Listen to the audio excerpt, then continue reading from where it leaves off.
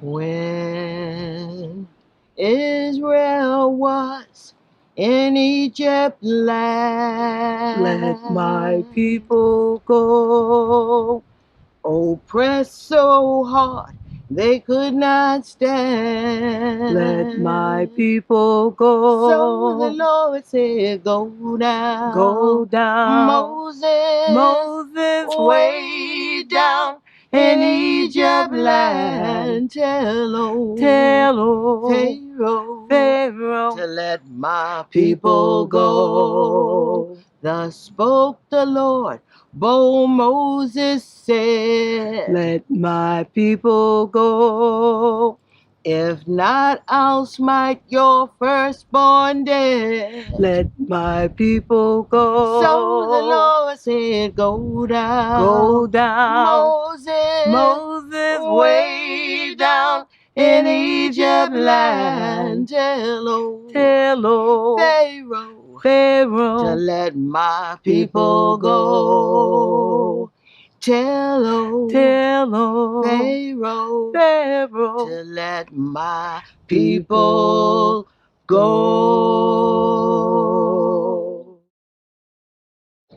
Take 11.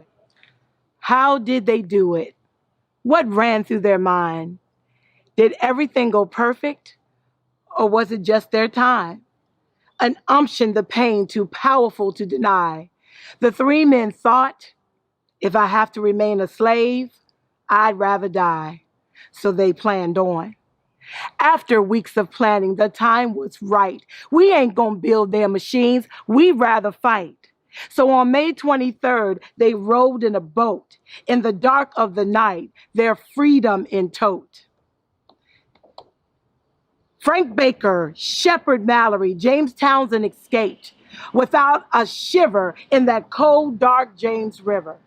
As paddle hit water with every groan inside, the spirit of their freedom reminded them, before I remain a slave, I'd rather die. So they paddled on. Now, what would happen when they walked through that gate? How would that white general decide their fate? No matter the consequence, nor what it would take, they knew tonight was the night, or it would be too late. It was a huge gamble. They knew down inside, before I remain a slave, I'd rather die. So they walked. Because of these three brave souls, just a fragment of freedom was their goal. Due to their desire, the enslaved left the burnt plantations to go higher. So thousands trudged on. The necessity of freedom started with three. Then without reasons, thousands and thousands came to be. Now, President Lincoln first tried to ignore. They were first called contraband, but they wanted more. He then made them soldiers. He was forced to set some free, even though that's not how he wanted it to be. Liberty moved on. Every slab on their house, every pain they did feel, all came from one craving that's definitely real. No man, no woman, no boy, no girl wants bondage and inhumanity to be their world. From back in the past to this very day, we claim with every fragment of freedom, it remains the same.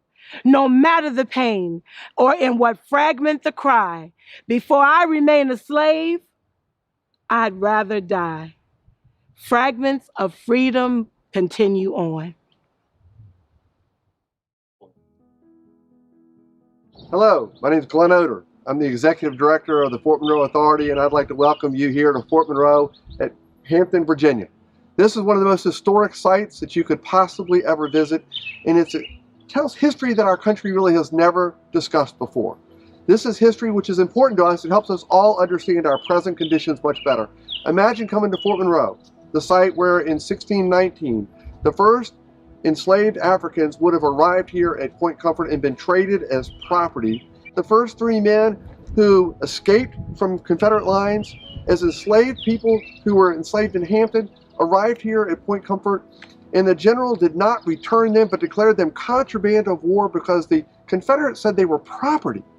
So imagine this, at the exact site in our country where the first people were traded as property is the exact site in our country where the first people were not returned as property. History and a story that, quite frankly, we've never discussed before, or very rarely. Now we need to make this national, and that's why we want to partner with the National Park Service as we tell these stories. Thank you, Glenn. My name is Yola Dance. I am the acting superintendent here at Fort Monroe National Monument. And yes, we are so pleased you have joined us for the Contraband commemorative events this year.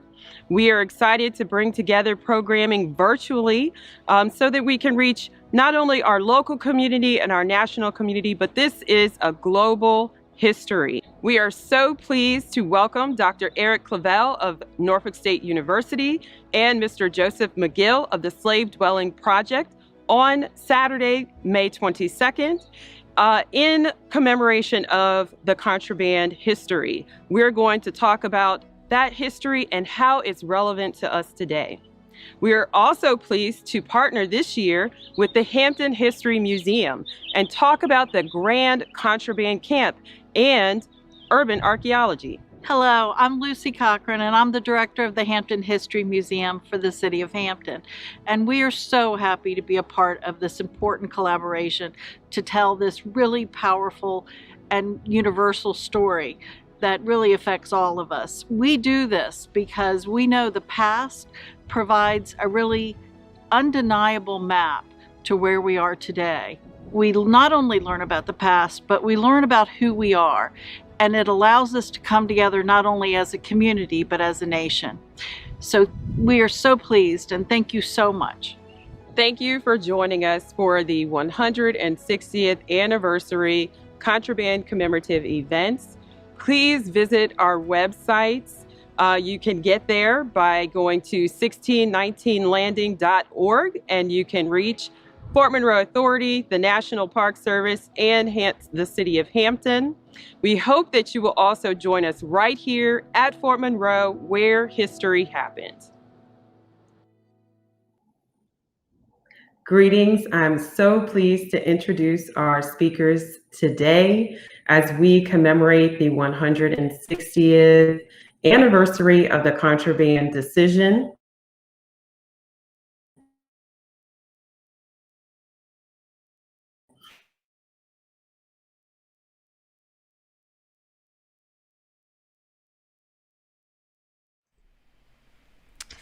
Good evening.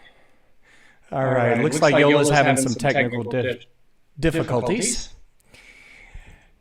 And so we're going to jump right in. It is my pleasure. I'm Aaron Whittington. I'm the Director of Special Events for the Fort Monroe Authority. And it is my pleasure to welcome today, we have Mr. Joseph McGill. He is the founder of the Slave Dwelling Project. It is the mission of the Slave Dwelling Project. They envision a future in which the hearts and minds of Americans acknowledge a more truthful and inclusive narrative of the history. And also with us today is Dr. Eric Clavell. He's the Director of African American Public Policy at Norfolk State University. Dr. Clavell, welcome to the show today.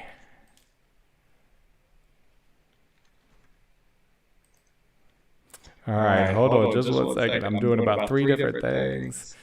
There we go. And Dr. Clavell and... Beautiful. Thank you so much for joining us for this 160th commemoration of the Contraband Decision. We're here sitting on the fort, which is the center and the start of emancipation for so many African Americans. It's also the place where many, many brave men, women, and children came seeking freedom, seeking a better life. And it's a place that we continue to look toward and look to as that symbol of freedom in our country. Joe, how does it feel just being, and you've spent some time here, you walked some of the paths. How does it feel being a part and on this fort where so many have been affected by the decision, by the protection, and by the... It feels great. In what I do in seeking places like Fort Monroe, it helps me connect dots from the historic past to present. And being here at Fort Monroe and seeing it physically and seeing all that our ancestors put into this place, and this being the 160th anniversary of the first enslaved people coming into this place and the decisions that were made because of their courage to come to this place. Being able to sleep physically in this place last night and learn more about the history and absorb the history. I'm thrilled to be here. You know, Joe, you mentioned the Contraband Decision, and we're going to talk more about that in upcoming segments. But you mentioned the arrival of the first Africans, the first enslaved here in 1619. Of course, we had the 400-year commemoration of that in 2019. And so many stories came out of that. You know, I call it hidden history because it's there, but it's hidden. And as we continue to pull the layers and continue to uncover the many stories of people and places and experiences, I become even more mesmerized and just elated with pride, knowing that African Americans and others had the courage, you know, to make the decisions that they made to come to this place. Yes, and what we bring to the table, you, Dr. Clavell, and myself as an historian, you know, going around the places of significance to African American history, you know, we're on the inside looking out, and it's thrilling to us, it's pleasing to us to know that the history is there, but it's also thrilling and pleasing that we're in a position right now where it's more pertinent that we ensure that those stories of the three and the many others that follow them is told. And it is great that Fort Monroe is putting forth that effort to ensure that story is told. You know, you mentioned those three, and we're going to talk about three formerly enslaved men who made the trip. It was many others. It was thousands. I actually had the chance to meet the great-great-grandson of someone who made the trip from a plantation in North Carolina. But James Townsend, Shepard Mallory, and Frank Baker, they made history. Tell us about that history from your perspective that they made. Well, you know, the history that they made, they took it upon themselves to be proactive in seeking their freedom. They could have just kind of hung out, just kind of waited it out, as enslaved people before them did. Now, it's because the ones that before them did that, you know, they acquiesced. This is why, you know, a lot of us are here to benefit from them passing on their DNA to us.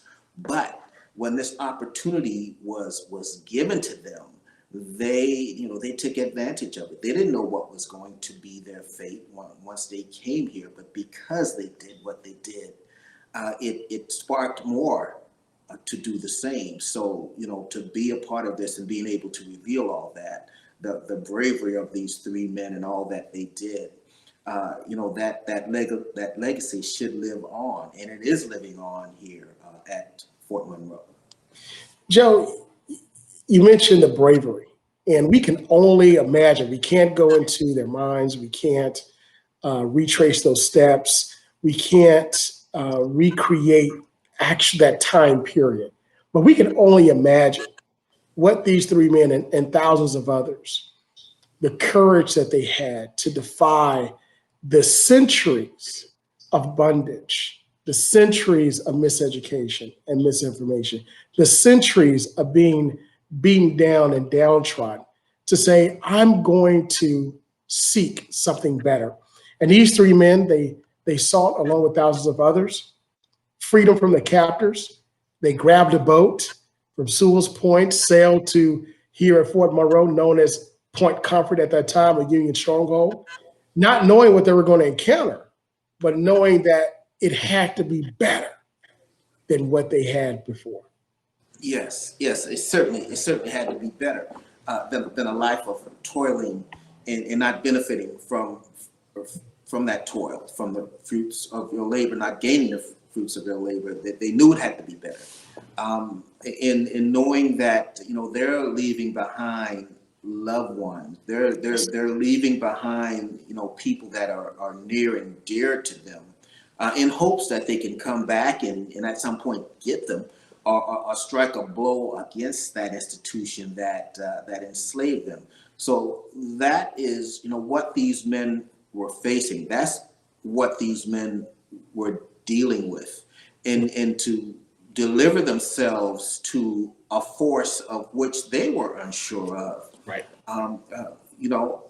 There was, I'm sure they believed that they were going into friendly territory, but that was not guaranteed. So it was certainly bravery that they encountered. That bravery you mentioned, seeking something better, and then thinking that they would come back for their loved ones. And we forget about the many who were left behind by these few that were seeking better and believing that they had the faith that they were going to come back.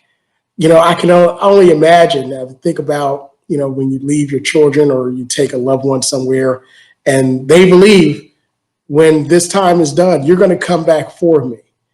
To describe that feeling from your viewpoint, because you've walked these grounds, you spent time here. Describe that feeling from your viewpoint of how it would be to leave your loved ones behind and have that small piece of faith that they're coming back. When they made up their minds that they made up their mind that they were going to do what they did. I'm sure they may have discussed it with someone, and there were those who gave them doubts about that decision that they had made. Yes. But because they were so determined, they did it anyway. Well, I'm a Civil War reenactor, and I get the opportunity to go to such sites as this. 10, 20 years ago, when I became a reenactor, I had the opportunity to go to these battlefields where these battles took place, and we immersed ourselves in the thoughts of these men, and immersing myself in the thoughts of the men who sought freedom here. You gotta understand, these men were leaving behind loved ones who were discouraging them from doing what they did. I'm sure that the fact that they did it, they were thinking about it a lot longer before it actually happened. They were looking for that opportunity long before what Fort Monroe presented to them. If there was that opportunity to escape, if there was that opportunity for them to embark on that Underground Railroad to freedom, usually the waterways that presented the most opportunity for them to escape, I'm sure they had contemplated that long before the opportunity to do what they did at Fort Monroe. So, now that they had something to run to, a closer place to go to, they gave it the thought, and they contemplated together. And it might be important that it was only the three of them that did it, because there may have been more who were considering it. Right. Or there may have been more that some of these men didn't want to share that idea with, because they didn't know amongst themselves who would rat them out to the master. So all these things are going through the heads of these men, but they made the decision anyway to seek. Absolutely. When you talk about the decision, that decision that we're discussing is the Contraband Decision, and we think about that time of the war. It's almost a toss-up at that time, and we're not here to talk about the war itself, but one of the ideas of that decision was that it would be able to weaken the South. It would be able to weaken those Confederate states that that was really at that time period, as I stated before, It was kind of a seesaw. It was a toss-up in the Civil War. And the strength that they brought, they felt that if we would create a decision that would help to weaken those plantations, weaken those states, then we could get an edge. But little did they know that that decision would be the catalyst for tens of thousands of others to make that same decision to leave where they are in the hopes of something new. And they didn't know that it would be the catalyst for the emancipation. It'd be the catalyst for the legislation to create the Union colored troops. It would be the catalyst for others to come and then after the war to build homes in a neighborhood and community here in Phoebus, right outside the gates of Fort Monroe, downtown Hampton, and the like. It would be a catalyst for the education of the formerly enslaved. Yes, it was certainly all that. It was also that incentive for other commanders out in the field, these federal commanders, to, in some cases, take matters into their own hands, overstepping their bounds in some cases, and in inviting these, enslaved people, formerly enslaved or enslaved people at that moment, into their ranks. So because initially they didn't know what to do with these enslaved people coming into those ranks, but it was because of the action that happened here that some, those commanders had some semblance of what to do. Hold on to these folks, just as they were held on to here at Fort Monroe. And as you stated, striking a blow against the Confederacy, because, it was the Confederacy, if they were using the skills, the work, the free labor of these people to work against the Union Army.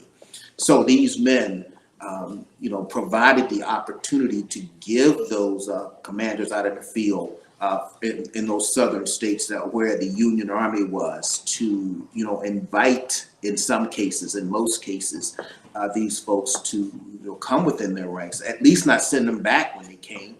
Some of them were not that inviting, but these enslaved people showed up anyway, taking their chances wherever these Union forces were.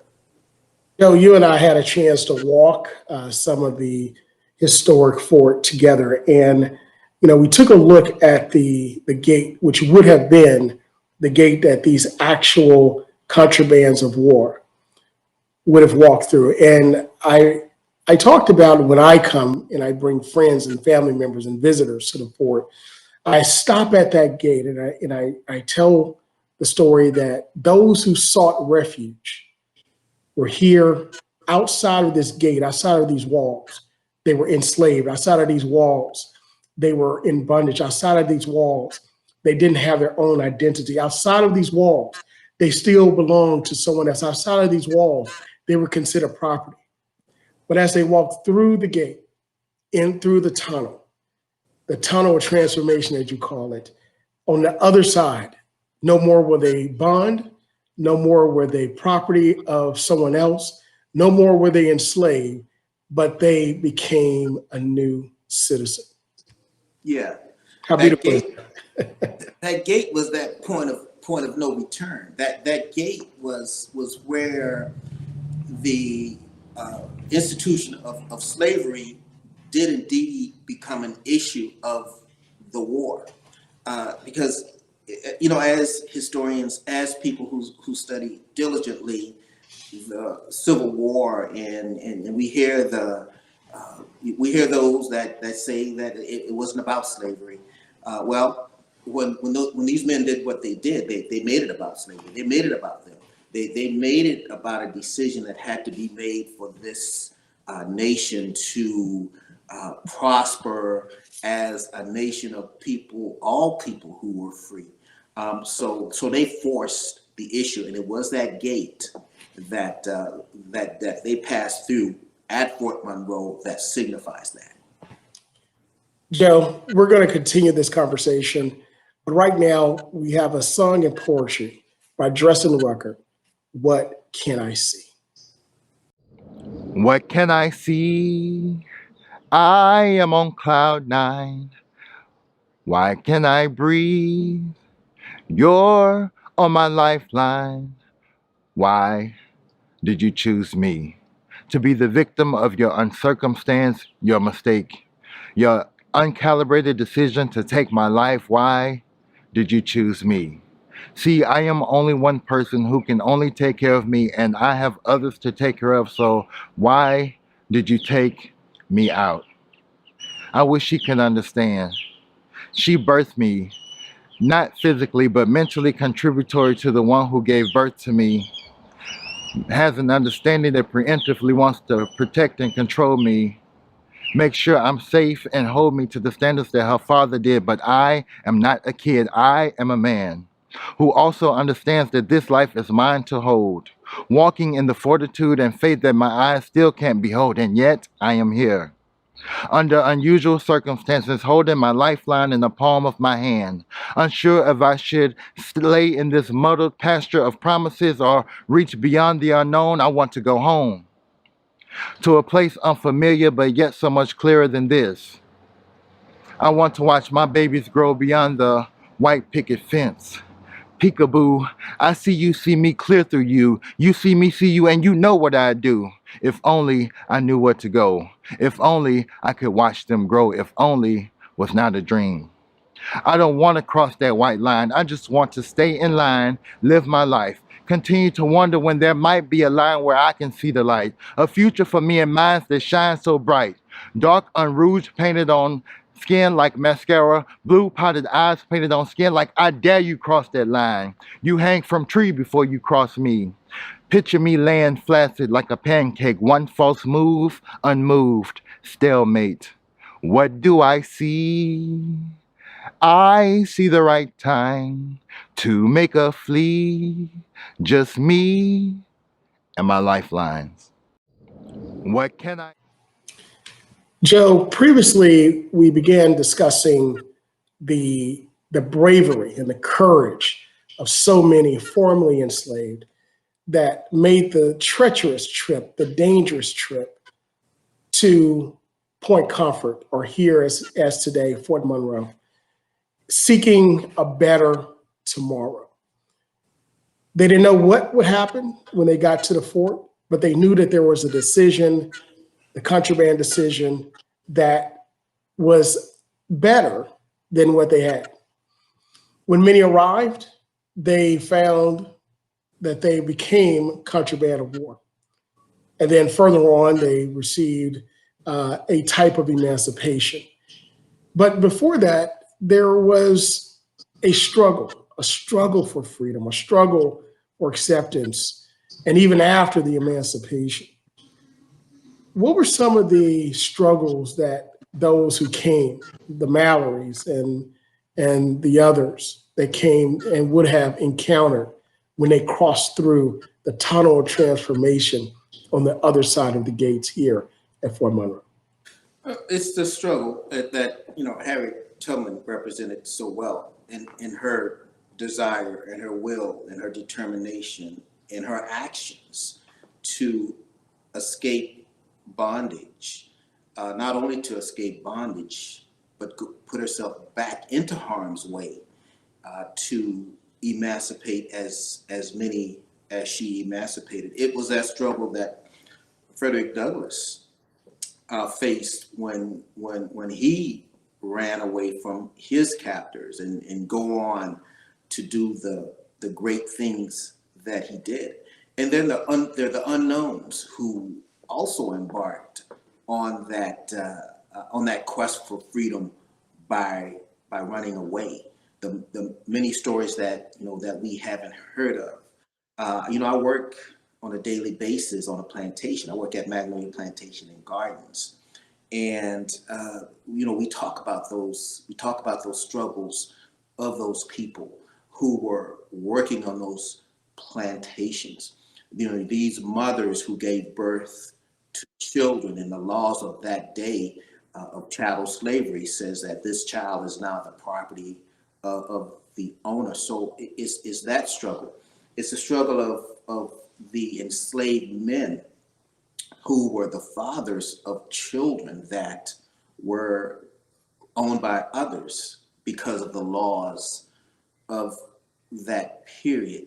It's the struggle of these people who are taken out of Africa, and their Africanisms, their lives are changed drastically. Those things that identify them as Africans are stripped away from them, because now they, by these laws, they own nothing, not even themselves. So it's, it's those struggles that these men, these people, all these people who are part of what happened here at Fort Monroe were a part of. And it was those struggles and more that they wanted to escape from for a better life, for that pursuit of happiness. Joe, you talk about the struggle so intimately, and I would believe that it's part of what your passion and your purpose is, and the things that you do. As you're articulating, you work on Magnolia Plantation, you work on a place where formerly enslaved worked for centuries, where they worked toiling the sand, the soil, where they worked building, where they worked, and some even shed their blood, and also other horrific things that may have taken place on that plantation. You wear the uniform. You wear the uniform that represents freedom from that struggle. What does it mean to you to wear that uniform?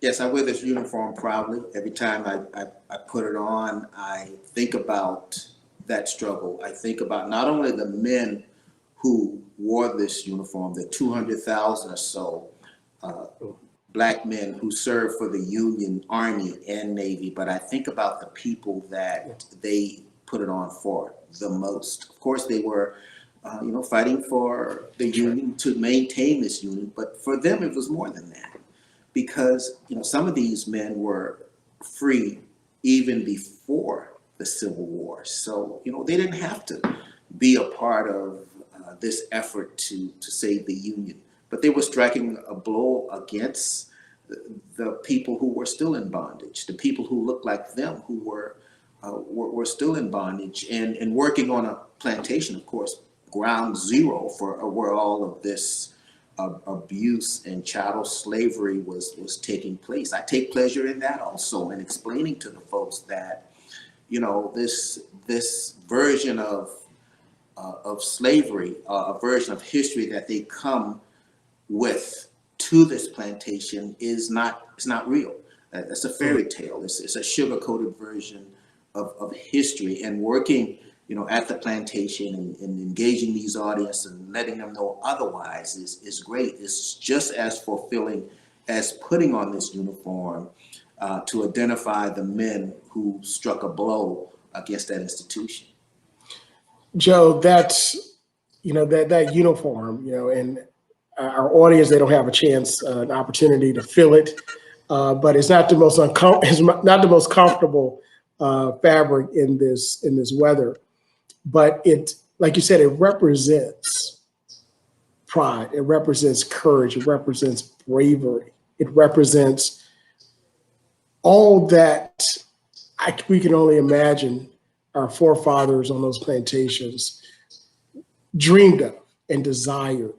And when you talk about untold stories, and I know you're there every day, I know that this is part of your project, Slave Dwelling Project. Tell us one of those untold stories that you believe that we should know. Yeah, we should know about, when we start out history, we pull out the more known people, the more popular people. If we go into the period of slavery, we know about Frederick Douglass, we know about Harriet Tubman.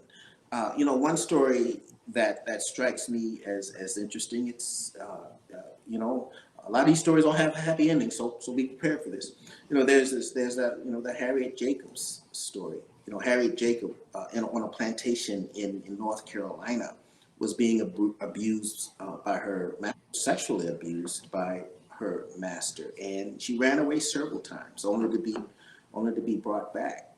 Well, she came up with this idea to hide in his presence, hide in the attic of where he resided for 7 or so years. She was in this very small crawl space, in surviving, in having this small peephole where she could look out and see her children, and being in this cramped space for so long, caused her some disabilities. Now, luckily for us, she did write down her account. And one could, research Harry Jacobs. I know you as a scholar probably hate this word Google, but Google Harry Jacobs. In your term, research Right. Harry Jacobs, and that's that's one of those stories that's out there, is documented.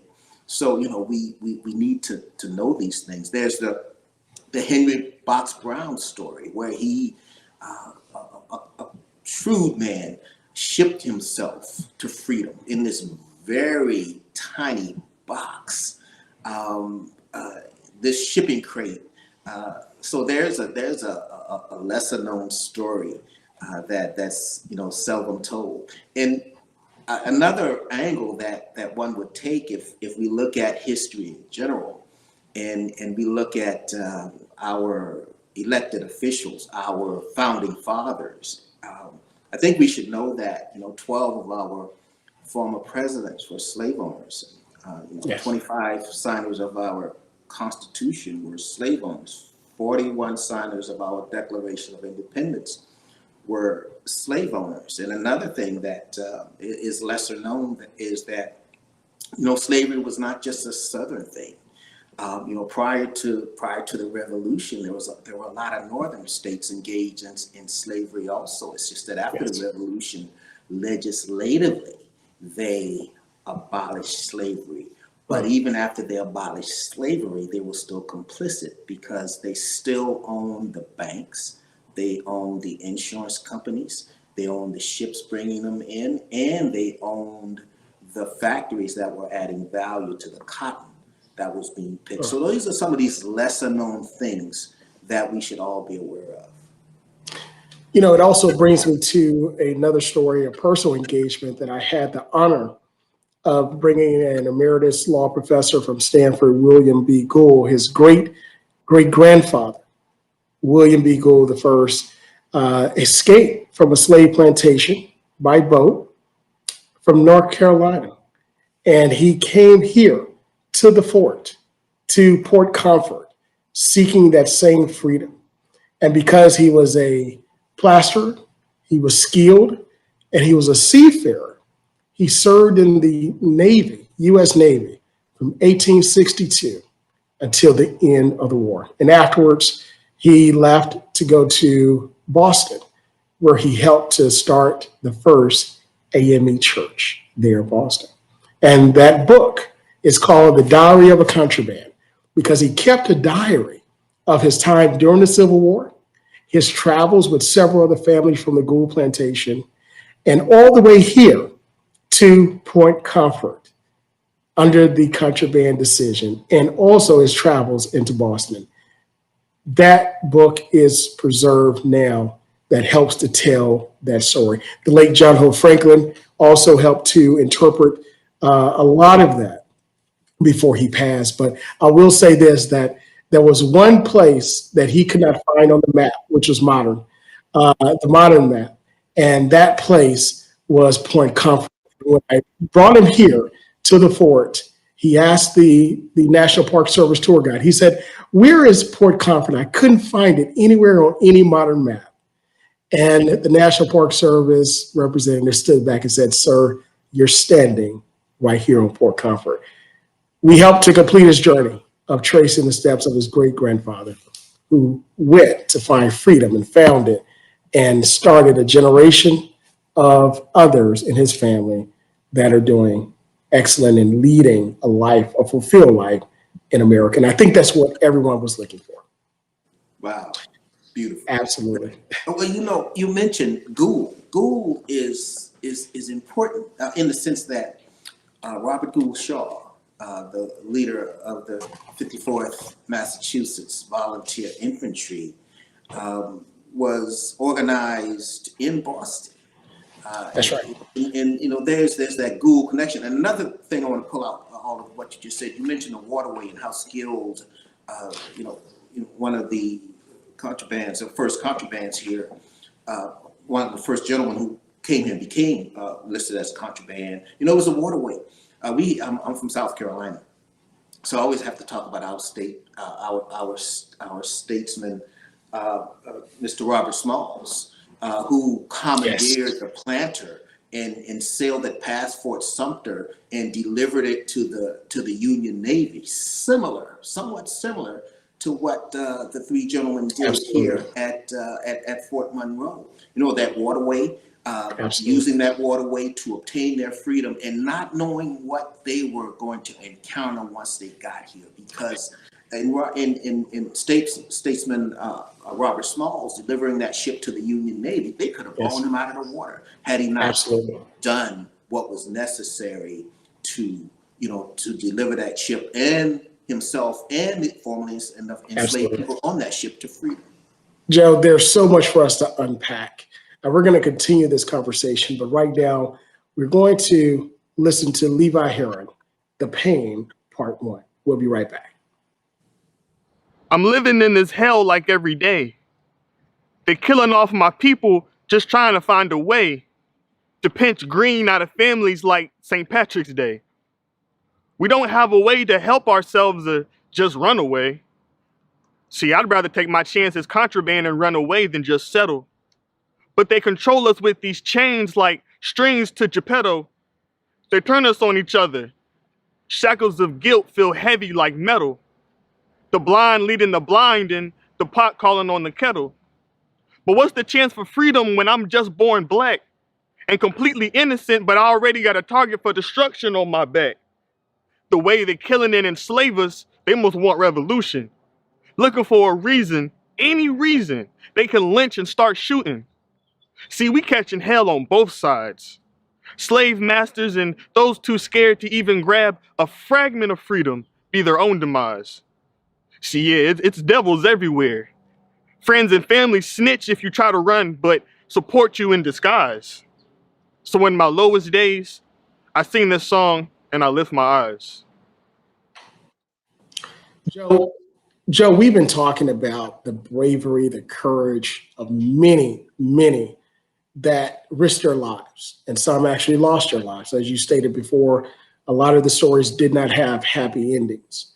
But a lot of those untold stories, whether they were happy endings or not, they're stories that give confidence to know that your struggle is not in vain. They're stories that let us know that our history is rich, not just the history of African Americans, but the history of America, because African Americans and our history is American history.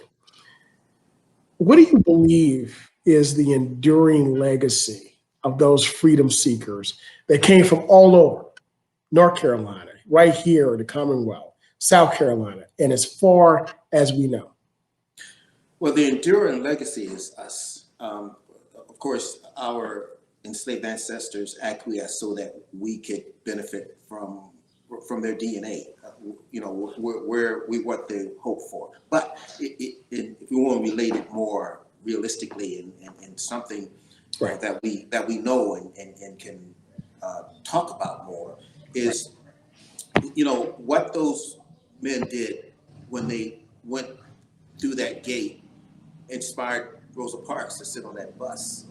It inspired Martin Luther King to do all that he did to help us obtain that freedom. Because, and I heard you stated earlier in one of our conversations, if you look at what happened here at Fort Monroe, and we fast forward 100 years, yes, that's the modern day civil rights era. There's a historic civil rights era too, and it goes back to what those three did here, because we moved it forward. We they paid it forward, if you will, to encourage all those who continue to seek freedom. Because what we have to consider is this, the Civil War ended slavery. It didn't end prejudice. We still got to deal with, the continued disenfranchisement of people who I share DNA with, the things that became prominent after the Civil War through disenfranchisement, like the KKK and lynchings and Jim Crow laws and redlining and poll taxes and, black codes. We still had to deal with that stuff. And if you move it forward to today, there's still that wealth gap that exists as a result of chattel slavery that we still have not rebounded from. And we need to get there. And we need to use the spirit of those people who would be deemed contraband to continue the fight. We must not be complacent that, it's over, because it's not. A lot of things that we deal with today, we need to give it its historical context. When we talk about police forces, we got to talk about the fact that there were these patrols in these southern places where if there was a black person not on the plantation, if you didn't have a pass, you're a runaway.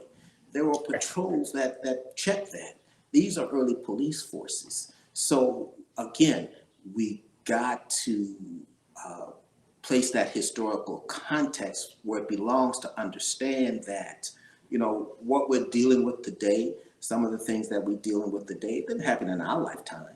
It happened in the lifetime of those three that came here seeking freedom, and it happened all far beyond that. So we got to give what happened here at Fort Monroe its due respect and draw the courage from what they did and apply to this day to maintain the fight. Joe, you mentioned civil rights, and we've talked as we walk the fort, these historic lands, and I call them sacred lands, where we look at the modern civil rights movement as the first civil rights movement, the 1950s, and of course in the 60s with the passage of the 1964 Civil Rights Act and the like.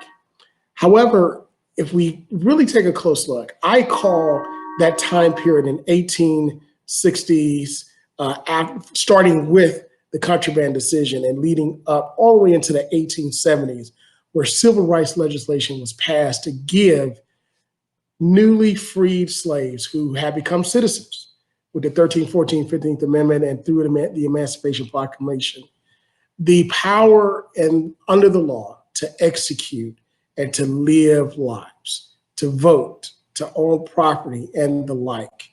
But much of it failed because it did not have the strength behind it or the enforcement of the law. And those decisions, that decision, it had so much hope in it. It had so much foresight, but again, so much evolved from it that was never really intended. But we see how stepping out, even though the risks were there, the political risk was there. This was not a popular decision, even though the risk was there that it would not work for its intended purpose to weaken the Confederate States. But what took place? It took courage, it took bravery on both sides, the drafting, the passage of the decision itself, and for those of our ancestors who made the decision to make that push. How can we now look at today's movement of what has taken place and, as you said, the continued fight for freedom and for acceptance and civil rights? How can we look at that bravery during that time and this time and that courage? Are they the same? Are they different? Do they come from the same place? Well, they certainly come from the same place. They come from the same place, in the sense of, we think about, colonization and its intent and all that it did to establish itself, purging natives and enslaving Africans, and we're still, living with the residuals of all that. It takes people to push back against that. Those three that entered through that gate pushed back against that way of thinking because they were seeking equality. They weren't seeking superiority; they were just seeking equality, which we still seek today. That's right. We're still getting pushback in many forms today. And of course, in all that I do, I try not to be political, but sometimes you can't avoid that. That ability to vote is a very important ability. I never miss an opportunity, to vote. So I do my part, and I urge others to do the same. Absolutely. And when we talk about that enduring legacy, you mentioned the great legislator Smalls out of South Carolina and his bravery during that time of the Civil War, during the Contraband Decision. But then afterwards, he found passion in legislating, passing good public policy, not just to help African Americans, but to help all Americans. I think a lot, when you start to take a look at that time of Reconstruction, we find ourselves finding that a lot of the policies that were passed by Reconstruction era African American Black legislators, they help all Americans through education and the like. But there's also another historical figure. I mean, there's many, but one in particular here in Virginia who escaped as a slave, runaway slave from the Hanover County plantation and became a contraband of war here. His name was James A. Fields. And James Fields, he became not just a contraband of war, but he also served later as a justice of peace of the Commonwealth and was elected to the Virginia General Assembly.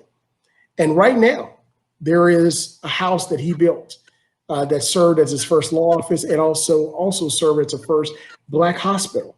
And it's called the James A. Fields House, that was started, the preservation by the late Gregory Cherry, and now currently his wife, who is Dr. Sandra Cherry, who's currently in city council here in Newport News, continues that legacy. But it's those stories of enduring legacies where, as you stated, they just didn't come here seeking somewhere else to stay, but they came seeking a movement, a passion in other areas to effectuate change. Yes. Hey, you touched on a word that's near and dear to me, and that's preservation. I was once employed by the National Trust for Historic Preservation, and I saw, they do a beautiful job in preserving places. Yes. But in our desire to preserve, we tend to want to preserve those places that keep us in a comfortable place, comfort zone. It's nice, beautiful houses and all that. But the house that you just mentioned that belonged to the gentleman, we need to preserve those places also. And you also touched on that period in history, Reconstruction, that period of hope for for recently freed slaves until 1877. Of course, the election of 1876, Rutherford B. Hayes winning the Electoral College, not the popular vote, and the compromise to pull the United States Army out of the South, kind of nullified a lot of the progress. Absolutely. That that was being made. So we must keep all that as a part of the narrative in the history that we teach. I know there's this effort out there right now to change or influence politically the educational system, but we have to push back and ensure that we teach a history that's not a fairy tale. The real history, what we're talking about right now, the bravery of those men who came here to Fort Monroe.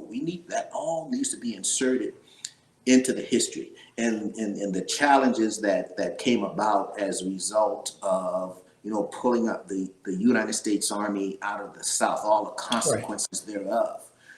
We need to, and preserving the buildings that can help us tell those stories, and that's what the Slave Dwelling Project is about. Yes. And you're referring to the Compromise of 1877, which of course is not written, but it was a handshake deal and one of those well-recorded discussions. But the effects of it, removing the Union soldiers from the South, and then also giving other concessions to former Southern states, which rolled back a lot of those gains that were made, those phenomenal gains that were made, impactful during the time of Reconstruction. I believe that, and I've said it, I've spoken about it. I believe that the Reconstruction era was probably the most influential legislative era of our country because of what took place during that time period. Of course, the emancipation started it, and we're talking about the Contraband Decision, which I believe, and we've talked, where it was the catalyst for all of that change in the first civil rights legislation that was drafted during that time period. But in rolling that back, it took another 100 years in order to gain it back, that 100 years of segregation and Jim Crow. But it all goes back to the Contraband Decision, the struggle of those first formerly enslaved, the bravery, the courage, and then what was built after they arrived here. As we talked about Congressman Smalls, as we talked about Attorney Fields and General Assembly Representative Fields, and many other stories, untold stories that are not told. What do you believe that we can glean from globally? Communities that are struggling in other countries that were affected by the transatlantic slave trade, other peoples who are downtrodden, other ethnic groups or groups that are facing genocide. What do you think they can glean from the courage and the bravery and the stories that we're starting to uncover during this time period of the Contraband Decision? Yeah, well, we have to, redefine, if you will, or look at colonialism for what it was and is, in establishing this nation, this great nation that we have become. Along the way, we committed some atrocities, and those atrocities, should be recognized. In telling this story that we tell, if people continue to look at the United States as that example of what a nation should be, then they need to know it all. They need to know the truth, of this nation, all that we endured, all the atrocities that we committed needs to be in how they define us as a nation. And if we take the bitter with the sweet and know that we became a great nation in spite of, we will honor or start or continue to honor the action of the three that sought freedom here, because that all should be included in their definition of what a great nation is.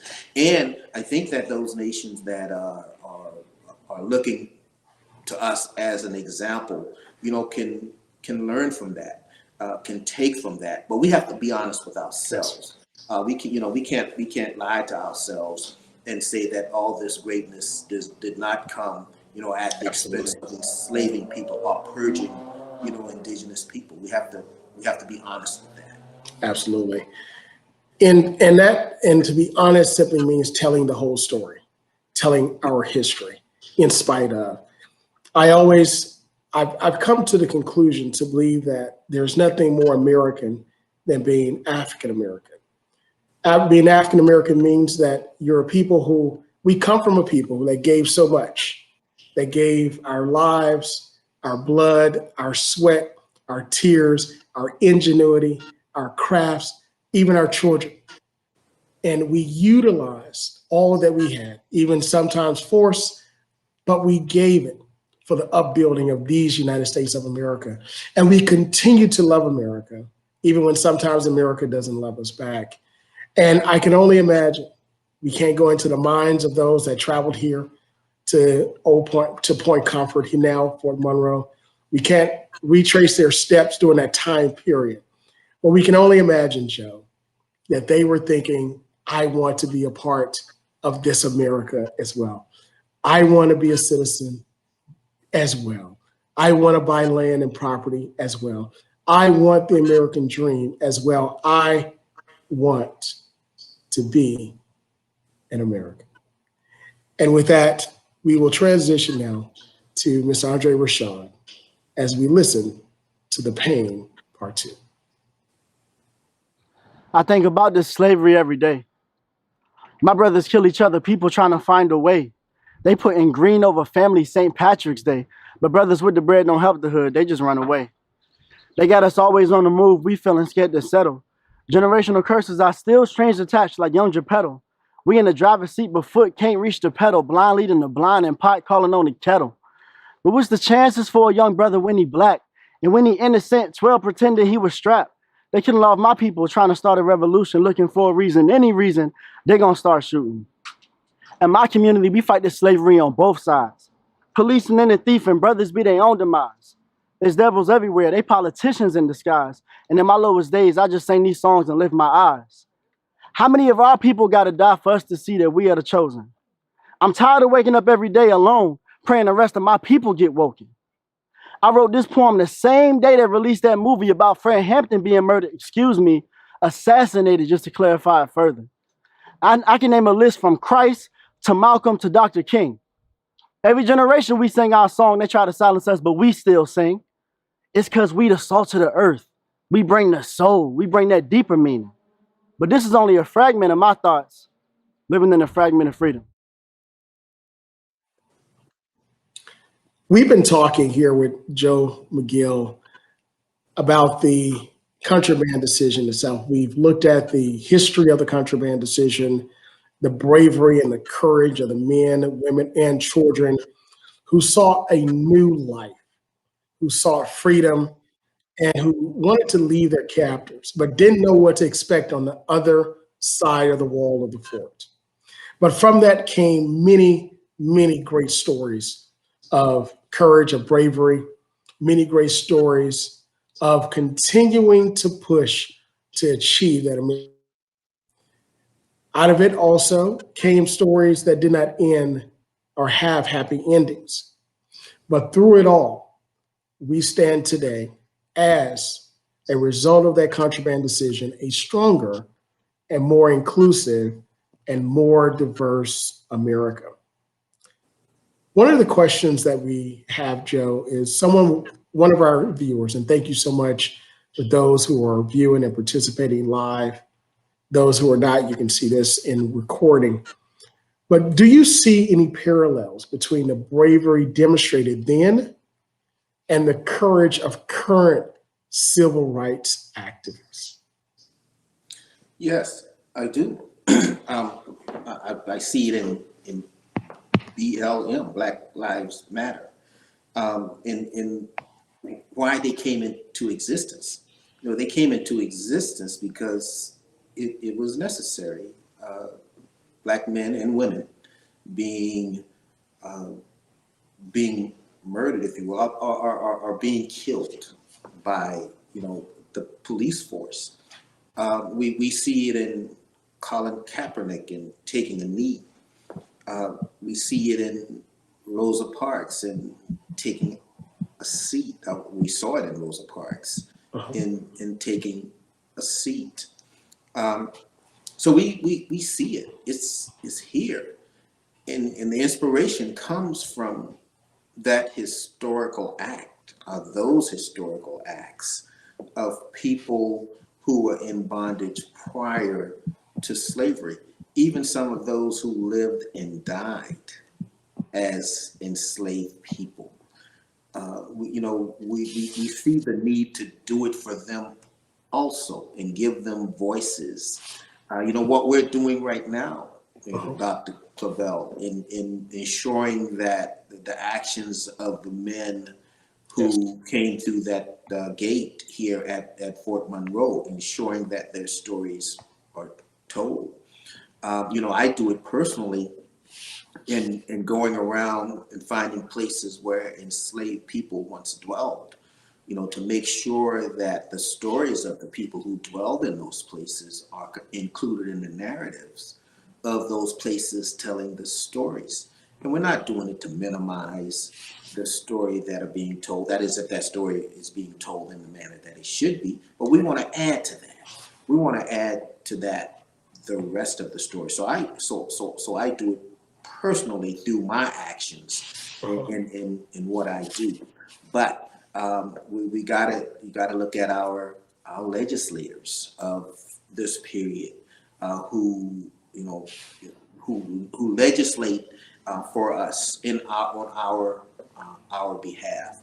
A lot of those legislators draw their energy, reference often those people who historically were part of the struggle, and even after slavery, that struggle continued, and even today, the struggle continues. So you could see it in many places, many organizations, many nonprofits out there that are trying to right a wrong that is imposed on people today. You can see the wealth gap that exists. Yes. Because of the disenfranchisement that continued even after slavery was abolished, and those who are out there trying to right that wrong. Absolutely. It's all a part of making this nation a great nation that it can be. We're not yet that perfect union, right. But we're doing those things to make it that. Joe, I think that, as you stated, we're not at that perfect union, but it's the perfecting of the union. We know that nothing is perfect. There will be changes. But as you so eloquently put, as we look at our history and understand our history, I think we'll all be better because of it. As a matter of fact, as founder of the Slave Dwelling Project, on your website, you say that you are changing the narrative one slave dwelling at a time. And you're doing this by visiting and experiencing and sleeping in the places where the formerly enslaved slept. Reflecting on your stay here at Fort Monroe, what spoke to you the most about being here on the fort or during this time period, port conflict?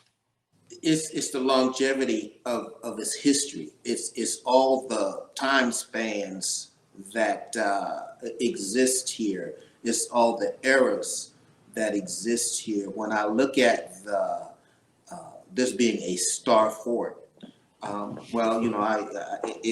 can define that star in many ways. There's that shape, but if you look at the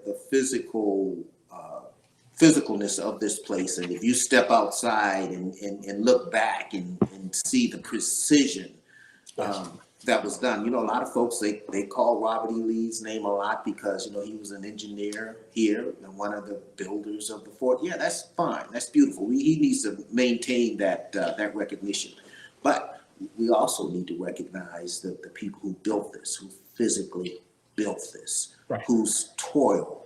And if you look at those sections of granite that compose this, if you look at the bricks that are now this fort, one thing I haven't done yet, and I want to do before I leave here, is I want to look at all those bricks that were made here, and I want to find fingerprints in them, because I define that as our enslaved ancestors reaching back to us, saying we were here, tell our stories. Right. So, being here at Fort Monroe and being able to encounter all this is a good thing. Just walking around with Viola Dance, acting superintendent yesterday, I discovered something that was a tidbit of history, kind of a trivial thing, but it's a part of history nonetheless. I was told that Edgar Allan Poe was stationed at Fort Monroe. Well, that's exciting to me because I'm a former park ranger, and I used to work at Fort Moultrie. and Edgar Allan Poe was stationed there. Excuse me. Edgar Allan Poe was stationed at Fort Monroe. I worked at Fort Monroe. I'm sorry, Fort Moultrie in Sullivan's Island, South Carolina. Edgar Allan Poe was also stationed there. So I found that intriguing. So we gotta pull out those nuggets of history. Fort Monroe gives us that opportunity to delve into these things. I also found out that Fort Monroe was a part of that same system that built Fort Sumter, where I was a park ranger, part of that system that would ensure that the British would not again march into our nation's capital and burn our nation's capital. So putting all those things together, we need to look at history, in that manner, knowing that what was being done here was not isolated. It was a part of building a nation. Of course, physically building this fort, but a part of building a nation also. So we gotta, when we incorporate all those stories, the stories of the enslaved into this narrative, then that story will be complete. Joe, one of the other questions that we have is regarding, are there laws protecting former slave dwellings from demolition? And we know that there are laws in the books for preservation. We know that the National Park Service and other agencies do work to help preserve some of these structures. But they say that they're reminders of an ugly past, and you address some of this, but they also house families. They also house memories. Children were born there. Dinners were had there. Celebrations took place there. A lot of horrors took place there. But they should, I'm asking, should they be preserved? And some say no, but should they? Well, these people are still human. They're still the people of whom we derive our DNA. So why put people of today, what I had to go through when I was being taught history, being a South Carolinian and being taught history in South Carolina, my history was a revisionist history. They talked about the happy slave and the benevolent slave owner. That needs to be dispelled. And if we let these places go away and just let these beautiful, nice, architecturally significant houses exist only, then we're feeding into, that false narrative. Right. Those days should be gone. Those days should be long gone. So that's why these places need to be preserved, because when the places go away, then we could easily forget the people who inhabited those spaces. And our enslaved ancestors should be recognized by more than just an indention in the ground. I say that because if you find the graves of our enslaved ancestors, they're unmarked. They were unmarked when they were put in that. Well, they may have been marked. That was by some way that deteriorated and went away. But if you find those indentions in the earth, where if they were buried in a box, eventually that box gave away, then the land of the earth around it conformed to that box giving away. You see those indentions in the earth. That should not be the only way that our ancestors are remembered. If it takes, preserving these places where they inhabited, then let's do that. Then we could tell the story of them not only building that place that they inhabited, but building that nice, beautiful big house that we celebrate so much. Because somebody cut down those trees, that's now that house. Someone made those bricks, that's now that house. Somebody's labor was stolen for that house to exist. Right. So all that needs to be included in that narrative, and therefore that's why these places need to exist. Joe, you speak so passionately and fervently about these places that really is a part of our history, the good and the bad, mostly the bad, but it tells the whole story. When visiting and actually experiencing, sleeping in some of these former slave quarters, what would you say is the most impressionable memory that you would bring from spending a night there or a day? Well, I can recall, I've got several accounts that stand out. Sleeping one night alone in a slave dwelling and being awakened by the sounds of dogs in the background, and thinking at that very moment, in that time, it could have been people escaping and being chased by dogs. That's why today, when I see hound dogs on plantations, it does something to me. And there was another case where I went to Texas, Seward Plantation in Brenham, Texas. And I stood on an authentic auction block, and I thought about enslaved people standing on auction blocks and having to bare their backs to the potential buyer to show that potential buyer that there are no marks on his or her back, because that's a sign of a defiant enslaved person. And what buyer would want to buy a defiant enslaved person to insert amongst his already docile and broken enslaved people, to give them ideas of escape or being free? So those are some of those moments. Some of the better moments are when I get to interact with children at these sites. I can recall one time in Mississippi when a young lady asked the question if I knew any descendants of slave owners. And I know a lot. And I was about to answer the question, but she put an addendum on the end. She said, who are proud of the fact that their ancestors enslaved people. And then I have to step back and think about it, a little more before I answered the question.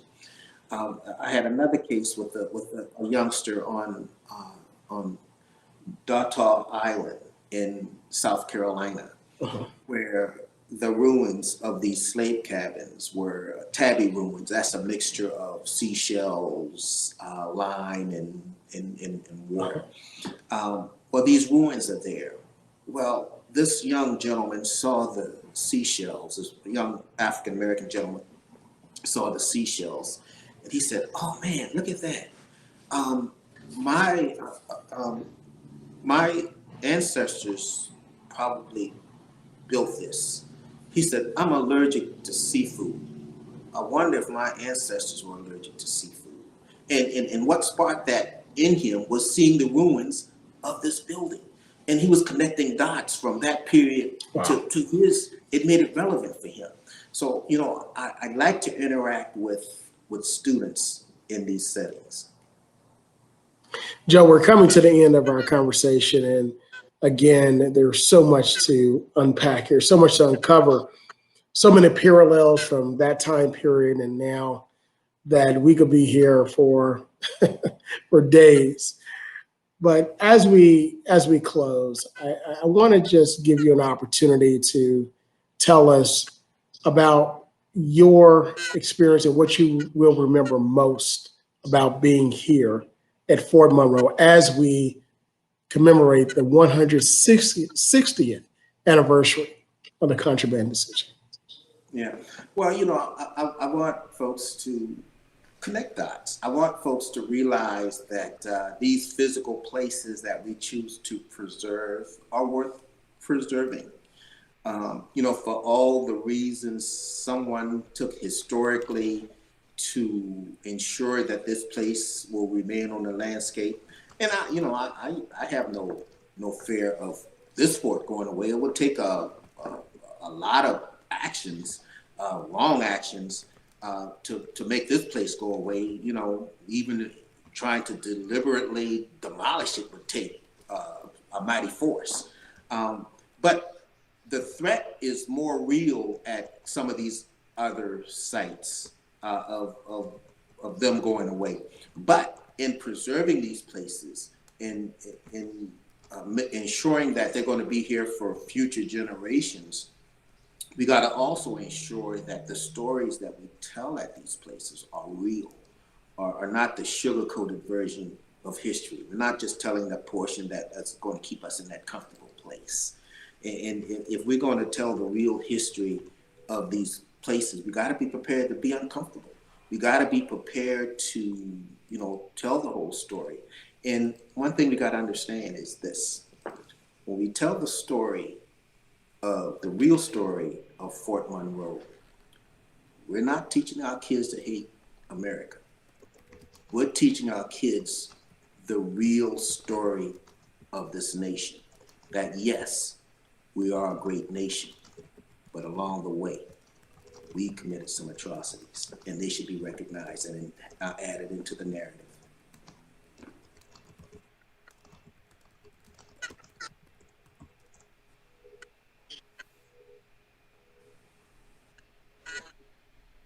Atrocities that were created, that were committed. There were genocides that were committed. There were enslavements that were committed. And there were a lot of mistakes made along the way.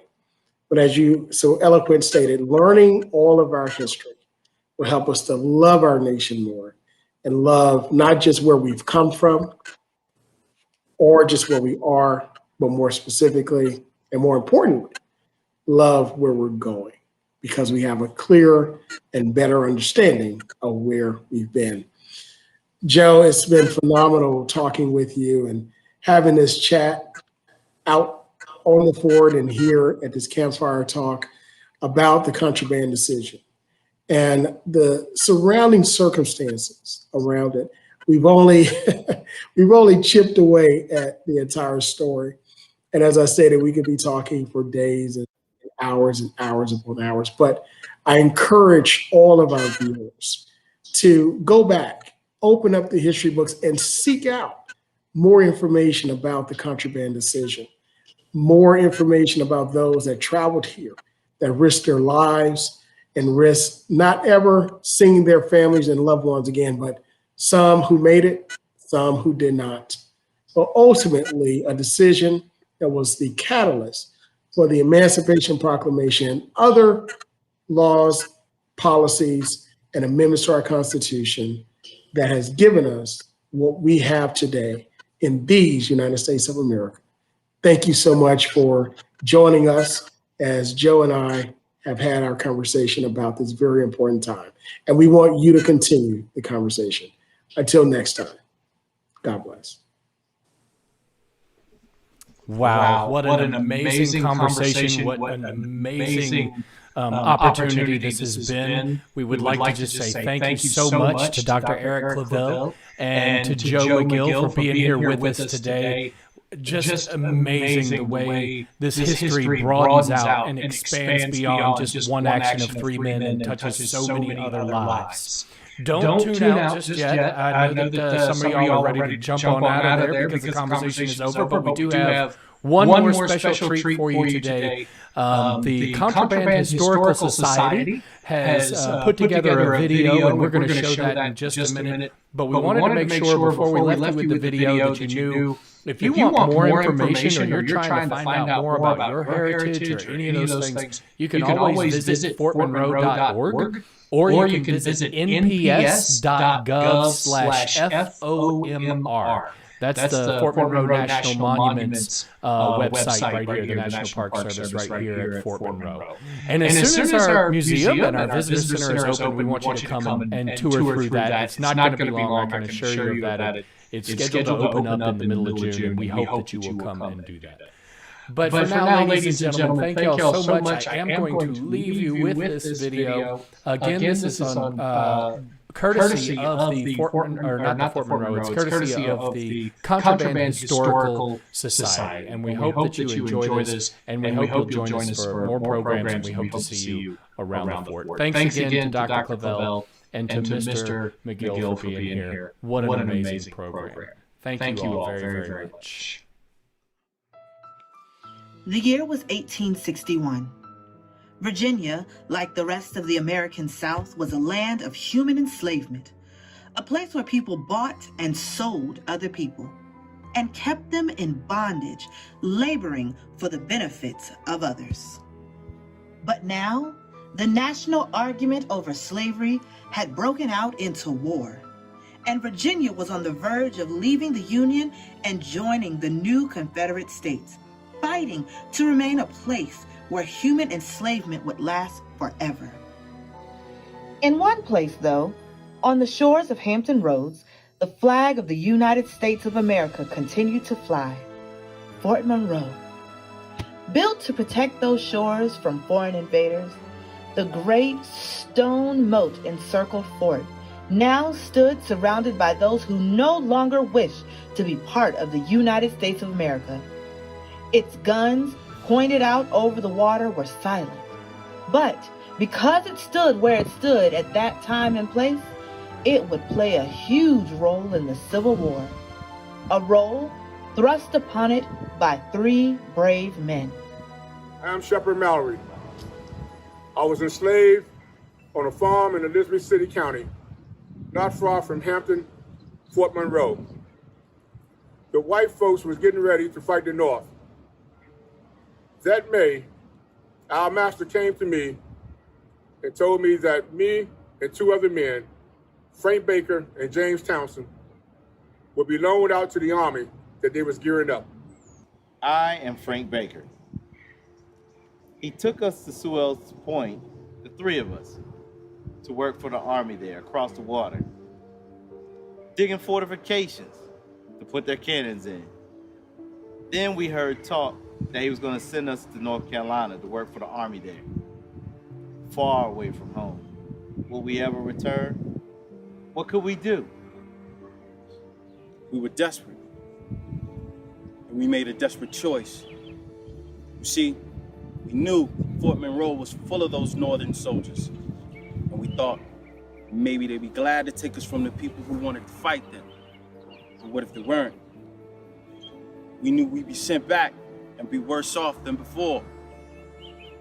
We looked at each other, decided it was worth the risk we had to take. The night of May 23rd, Mallory, Baker, and Townsend made their way to Fort Monroe. The guard let them in. The next morning, we were sent to the general, and he asked us where we came from and about the work at Sewell's Point. Then he sent us away to wait, without saying what he would do.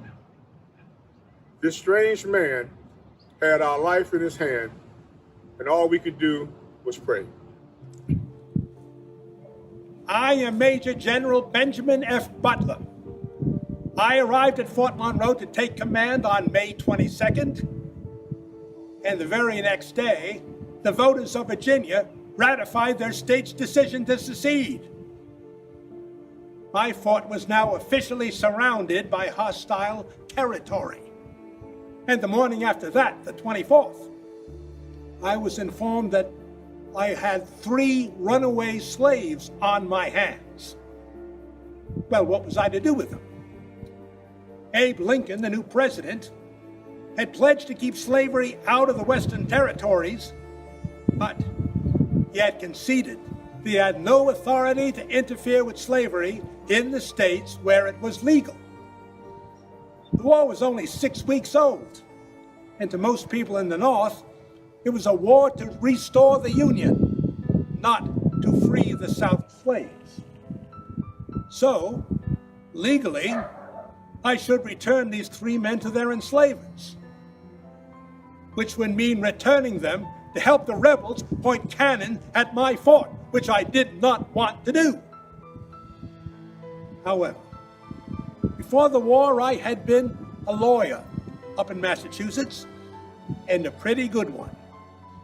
So when I was told later the same day that there was a Virginia militia officer who wanted to talk to me, I had a good lawyer's answer ready for him. But I went out and met the man, a Major John B. Carey.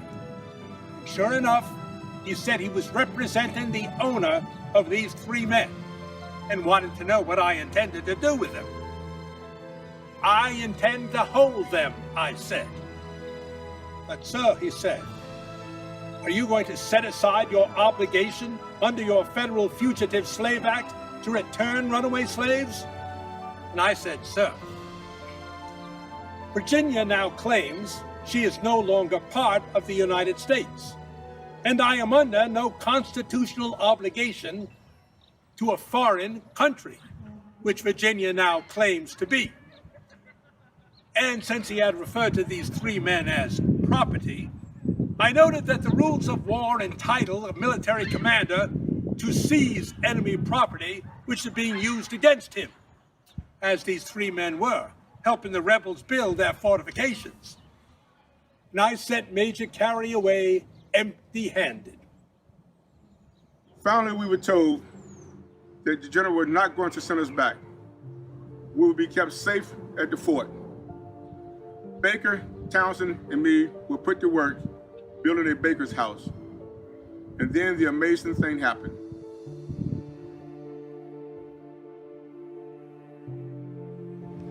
Two days later, 8 more black men came to the fort looking for help like we did. Word of what we had done had got around. The following day, 40 more enslaved Africans, not just men, not just women, children, whole families, and more and more. My superiors in Washington agreed that I could take in those slaves who were being used to help the rebellion. People in North began calling it the Contraband Decision. The name stuck. And that's what these people came to be called, contrabands. But what of these others who had come to the fort? Technically, I was supposed to turn them away, but I could not find it in my heart to do that. If I take the able-bodied only, the young must die. If I take the mother, must I not also take the child? It was a strange sort of half-freedom, taken from their slave masters, though not yet emancipated, not fully. But it was an opportunity the so-called contrabands seized upon with both hands. Everywhere the federal armies marched in the South, enslaved people by the thousands fled from their bondage. At Fort Monroe, their numbers grew so great that communities outside the fort were created by them. One was the Grand Contraband Camp in the old town of Hampton. Confederate troops had burned the town to keep it out of the Union's hands, and its white inhabitants had abandoned it. And the people, called contrabands, became, in the words of Professor Robert F. Ings, freedom's first generation. They raised up leaders like William Roscoe Davis, minister, educator, and lighthouse keeper at Old Point Comfort. My name is Reverend William Roscoe Davis. I was born enslaved on Todd's Farm near Norfolk, Virginia. I do not know my birthday. Our so-called masters and mistresses kept that from us as a way to subjugate and demean us. So I chose 1812 as my birthday. My father was a white man who worked as a sea captain. My mother was of mixed blood, enslaved African and Native American Indian. I learned to read and write, being taught by one of my so-called young masters. Later, I was moved to the Shields Plantation, near Old Point Comfort, Hampton, Virginia. It was owned by an enslaver named Mr. Westerly Armstead. Mr. Westerly's overseer was mean and brutal to us enslaved. I had had enough, so one day I took my corn knife and I went at him. Luckily, my fellow brothers stopped me from hurting that oppressor. I feared the worst, but God smiled on me.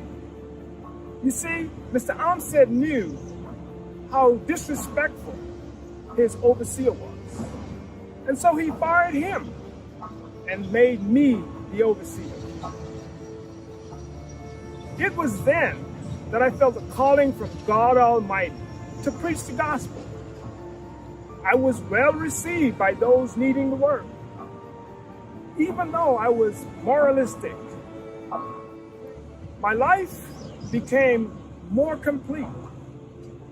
After Mr. Armstead died, I was allowed to work away from the plantation. Mrs. Armstead allowed me to keep a good portion of the money I had earned. of course, after paying her portion.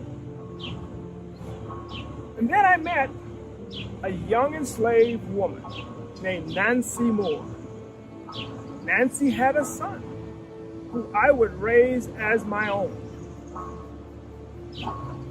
Of course, after we were married, de facto, since in 1837, it was not legal. After Nancy's enslaver died, his will decreed that she would be free. Unfortunately, his son protested, and he did not free her. I knew I had to do something. And so I used $1,800 that I had saved up and hired an attorney. We sued for her manumission.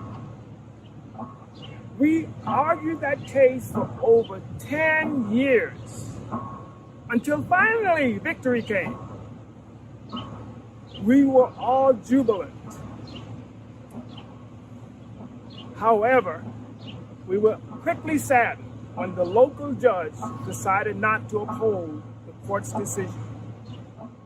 And then when Frank Baker, Shepard Mallory, and James Townsend fled to Fortress Monroe, Benjamin Franklin Butler gave them asylum. May 24th, 1861, our family decided to follow, to become known as Contraband.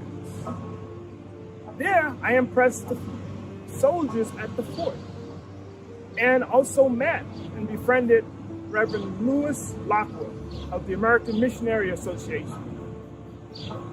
Mr. Lockwood allowed me to travel to New York in 1862 to do speaking engagements, where I met abolitionists like Henry Ward Beecher. They paid me for my speaking engagements, and the money was used to buy clothing for the poor contrabands at Fortress Monroe. My education affiliation allowed me to be part of the pastoral ministry at First Baptist Church, Hampton. My additional education affiliation prompted me to ask the American Missionary Association and Samuel Chapman Armstrong to start a school that became Hampton Institute. My political affiliation afforded me to be elected doorkeeper of the state convention in 1867 and 1868.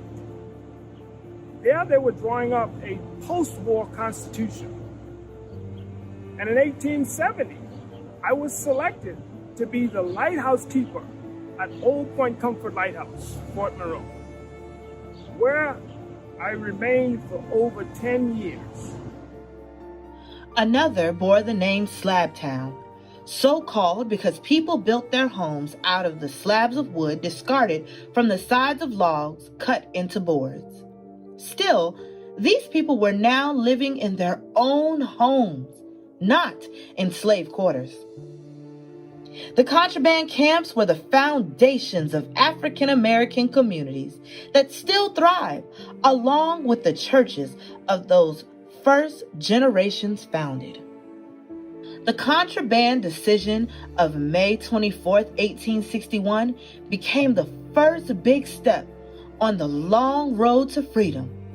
It led to the Confiscation Acts, which gave it the force of law, the creation of the United States Colored Troops in 1863, the Emancipation Proclamation on January 1st, 1863, the 13th Amendment to the Constitution outlawing slavery in 1865. After the war, I remained in Hampton, where I worked as a carpenter and the county constable. I became a member of Third Baptist Church after it was established in 1881. My wife Fanny and I had 3 kids, Shepard, William, and Lucy. At the end of the war, I moved to the WIP district of Elizabeth City County, where I worked as a farmer. My wife Mary and I had 3 children, Henry, Esther, and Dipsy, and one grandchild. Many of their descendants still live in southeastern Virginia. Wilson Taylor. My grandfather was Robert Langley Brooks. He was born enslaved in Matthews County, Virginia in 1845. His enslaved parents were John and Annie of Fanny Brooks. When he heard he was to be sold, he escaped by finding a rowboat and rowed across the York River to Yorktown. When after he found the place, he hid in the day and he walked at night until he reached the contraband camp at Fort Monroe, Virginia. There he became a water boy, and he served water to President Lincoln, who shook his hand. He also saw Jeff Davis, the Confederate president, imprisoned. After leaving the camp, he was employed by Albert Hines of Hampton, which is now Hampton University, but under the former name of the school. So he was employed to operate an experimental farm. There he planted trees along Victoria Boulevard when the first trolley car was established. He married Edith Batten in 1887. She had formerly gone to the Butler School, which was named after General Benjamin Butler. They became successful property owners and farmers. On one of the occasions, he purchased 35 acres of land in Alabama County. They also acquired other land and purchased other land and sold land. They inherited property and deeded that property to Edith's brother, David. It is now this house still stands that David built on Shell Road. My great-grandfather had 17 children. Robert and his family prospered and they lived long. He was a farmer all of his life. He died in 1924 in Alabama County, Virginia. The struggle for true equality had just begun.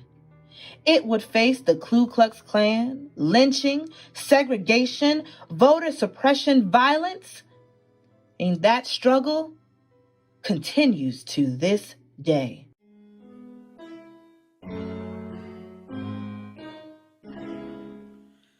Contraband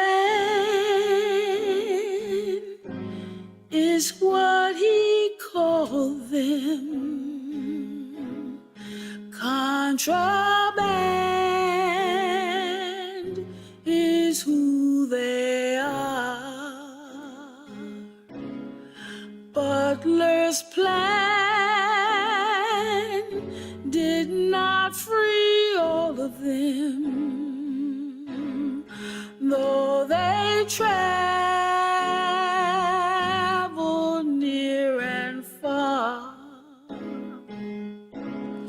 Many died